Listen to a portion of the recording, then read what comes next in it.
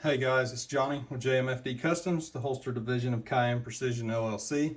We're back here today to talk about the new Streamlight TLR1 HLX versus the original Streamlight TLR1 HL. Do some size, weight comparisons on those, talk about the two different lights. Before we get started, please hit the like and subscribe button down below. We certainly appreciate it when you guys do that. Second off, make sure and check out our friends over at the Wichita Gun Club. You need anything in the firearms industry, give them a call. Great group of people over there. They take really good care of us, making sure we have what we need in order to make holsters for you guys. So let's get into it. This is the new Streamlight TLR1 HLX. We've been getting a lot of questions about this light, saying, are your TLR1 HL holsters compatible with the HLX? Streamlight did something different with this one. It is not compatible with TLR1 HL holsters. This light is bigger. It's shaped completely different. It has different things sticking out on it, which we'll get into here in a minute. We got this question a lot when they released the TLR7X. And yes, it is compatible with TLR7A holsters.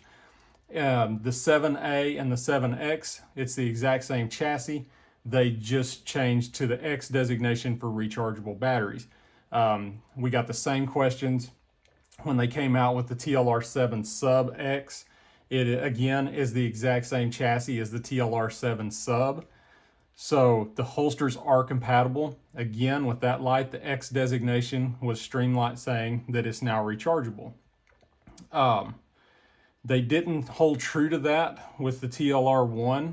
I'm not sure why they didn't. To me, it would have been a much better light if they would have just kept the same chassis, added the X designation for rechargeable, and we could have went on with life, but instead they chose not to. This light does come in two options. You can choose to get it rechargeable, or you can choose to get it with the standard batteries from Streamlight, which this one is the only one that was in stock at Amazon. I needed to get this quick here for some 3D scanning and some modeling. So I just went ahead and ordered it. I can tell you this, I will be sending it back. Guys, don't order your Streamlights from Amazon. Amazon is well known for selling counterfeit Streamlights. That's been reported a ton, especially recently. But this one, I don't know if this was, I think it was used. I think somebody had already bought it and returned it, so I'm not exactly sure on that. Either Streamlight quit sending the compatibility list in the package, or someone took it out of this and threw it away before they packaged this up and sent it back to Amazon. There is no compatibility chart in here, so I have it up on my laptop over here next to me, which covers Beretta, FN, Glock, SIG, a few of the main ones. It doesn't have anything for staccato. I know most of you guys watching are probably from my staccato base. And we're going to have a separate video going through this light on the 2024 Staccato C, the C2, and the P. That'll be coming later today. So we'll just keep this video about the light. Canic is another one. We've been doing a lot of research on the TTI Combat. And so I have that one here in the shop too. That Canic has also not made the cut for the compatibility list. So it's kind of just a mix and match, play around with it. So what you get in the box, you get in the package, you get the HLX. In this one, we got the two batteries, the two CR123A batteries, but there is another option where you get two SLB9 rechargeable batteries from Streamlight. The big thing to remember, while they advertise this light as being a 1500 lumens light, it is only 1500 lumens if you buy the rechargeable one. You have to have the rechargeable SLB9 batteries for this to be a 1500 lumen light. If you're running regular CR123A batteries, this is still 1000 lumen light, just like the TLR1 HL. So remember that. If you're wanting to utilize the 1500, then you have to buy the rechargeable one.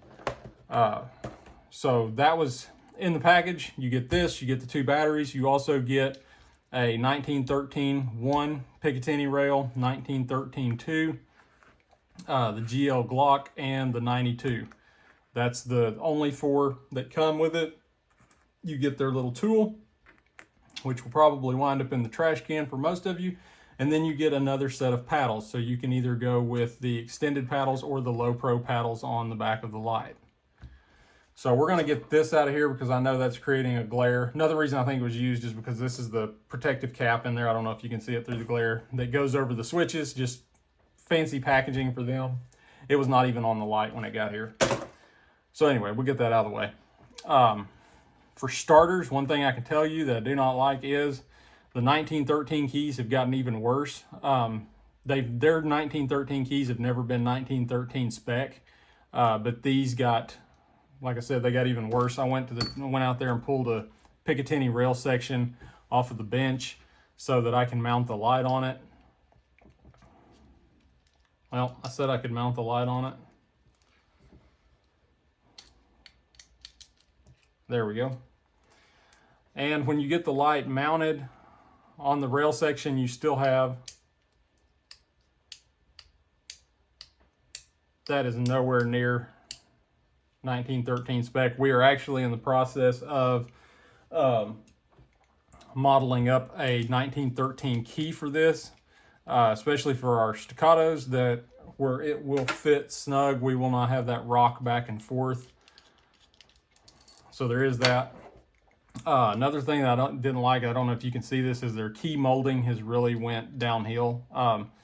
These used to be nice and refined keys with the smooth, clean edges. These have rough edges on the front from the molding process where they didn't finish them out.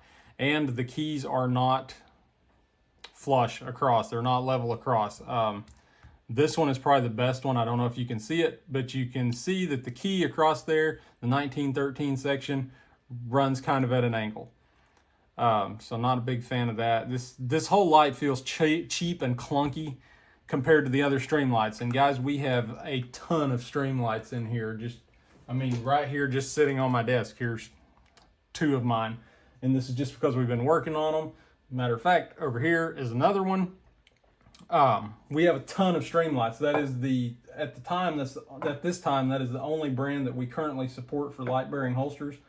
We will be getting into Surefire. I know I've had a lot of questions about that, but Streamlight is what we support, so we know them very well. And this feels cheap and clunky compared to the rest of these. The OG HL, this was a badass light, guys. And as you can see there, if you want to see a key difference, you can tell the key right there. The squared up key, finished edges, level. We can put this one on here and see. It still had a little bit of rock, but not as much as what we have now with these new keys. The new keys, these actually look like they were good. Injection molded keys, these are that's just cheap crap. Anyway, so these will not fit. They're not compatible, as I've stated. This light is bigger in just about every way.